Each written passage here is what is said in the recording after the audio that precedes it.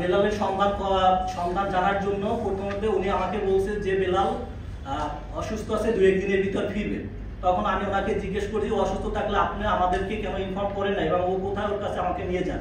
তখন উনি ক্লাসের অজুহাত দিয়ে চলে গেছেন। যাওয়ার পরে উনি যাওয়ার সময় কারি কাসেমের সাথে আমাদেরকে কথা বলার জন্য বলছে। কারি কাসেম ওই মাদ্রাসার শিক্ষক, ওনার সাথে যখন আমরা কথা বলছি উনি আমার ভাইয়ের জামা কাপড় আমাদেরকে ফেরত দিছে, আর ওর ব্যাগ দিছে, আর ওর যে মাদ্রাসায় আইডি কার্ড ছিল বর্তমানে ওটা রেখে দিছে, ওরা দিয়ে ওগুলো আমাদের ফেরত দিছে। যখন আমি ওনাকে জিজ্ঞেস করে যে আপনি আমার ভাইয়ের কাপড় চোপড় দিচ্ছেন, তাহলে আমার ভাই কোথায়?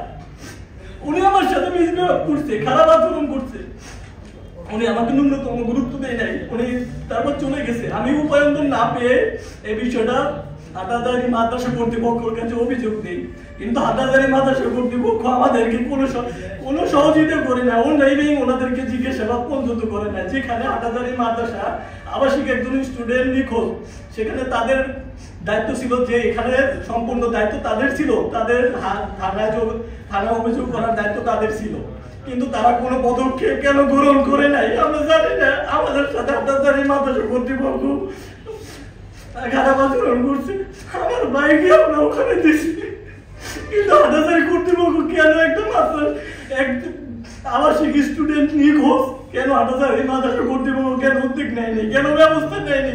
এবং যাদের নাম বলছে আমার ভাই, যে অজ্ঞত নাম্বার থেকে যাদের কথা বলছে তাদেরকে জিজ্ঞাসাবাদ কেন করে না?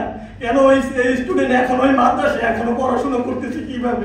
আসলে আমার বোধগম্য হয় না কেন আমরা এখন পর্যন্ত এই মামলা করার প্রায় 8 মাস হয়ে গেছে, 1 বছর আমার ভাই গুম হয়েছে, কিন্তু এখন পর্যন্ত আমার ভাইয়ের আমরা কোনো সমাধান পাই নাই।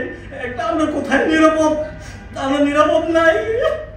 আমার ভাই যেখানেও আমাদের সাথে একটা নাম্বার থেকে যোগাযোগ পর্যন্ত করছে উত্তরের জন্য, কত কষ্ট পাচ্ছে, ওকে মারধর করা হয়েছে, অত্যাচার করা হয়েছে, কিন্তু এখন পর্যন্ত আমার ভাইকে উদ্ধার করা হয় না। আমার ভাইকে উদ্ধারের কোনো সমাধান আমরা পাই নাই। আমরা সব জায়গায় ঘুরে ঘুরে এখন থানা অফিস মাদ্রাসা কোথাও ঘুরে কোনো সমাধান পাই। আমরা কি এতটুকু আমরা কি আশা করতে পারি না আমার ভাই জীবিত আছে না মরে গেছে? এটাও আমরা এখন পর্যন্ত বলতে পারি না। আপনাদের কাছে অনুরোধ, আপনারা তো বড় বড় অভিযোগগুলো সামনে নিয়ে আসেন, আপনাদের কাছে অনুরোধ, আল্লাহর রাস্তায় হাত জোর করে আমার বিষয়টা আপনারা গুরুত্বের সাথে দেখে আমার ভাইকে ফিরে পেতে, আমার ভাইকে ফিরে একটা ভাইকে খুব কষ্ট করে খুব কষ্ট করে পড়াশোনা করছে। আমার বাবা রাজনীতি কাম করে আমাদেরকে এত দূর নিয়ে আসছে, খুব কষ্ট করে আমরা পড়াশোনা করে এত দূর আসছে, কেন কি কারণে আমার ভাইকে গুম করা হলো? কি অপরাধে তাকে গুম করা হলো? আপনারা এটা গুরুত্ব দিয়ে এটা সামনে নিয়ে আসেন, কেন আমার ভাইকে গুম করা হলো?